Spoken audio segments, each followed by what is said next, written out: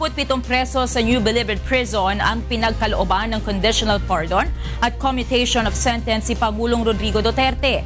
Samantala, inaayos na rin ng Department of Justice ang pagpapalaya sa iba pang preso na may sakit at matanda na.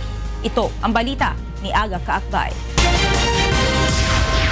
Maaari nang makapagbagong buhay ang 26 na preso na kasama sa unang batch na nabigyan ng conditional pardon at commutation of sentence ni Pangulong Rodrigo Duterte.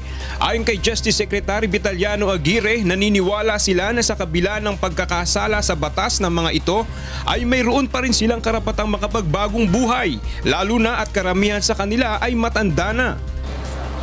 The advent of President Duterte's presidency and the appointment of your humble servant to the stewardship of the DOJ has allowed us to lay down plans to decongest the high volume of persons deprived of liberty via the mechanisms of parole, pardon, and of sentence and correct computation of good conduct time allowances. Laking pasalamat naman ni Roger Belleza sa kalayaang natamo. Kaya salamat sa ating mahal na presidente na napagpalaya sa amin. At siya lang ang napagpalaya nagmula ng ilang presidente na nakaraan. Hindi naman umabot sa araw na ito ang isa pang preso na kasama dapat sa mga mapapalaya dahil namatay na ito noong February 19.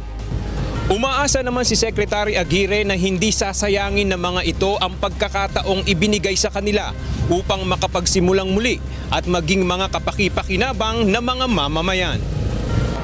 Mahirap ang buhay sa loob, huwag na kayong bumalik. Sa inyong pag-alis, hindi na kayo welcome dito. Magsilbi kayong pag-asa para sa iba pa.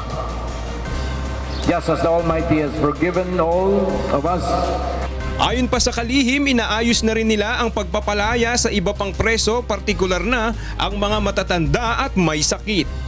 Aga Kaakbay, UNTV News and Rescue, Muntinlupa City.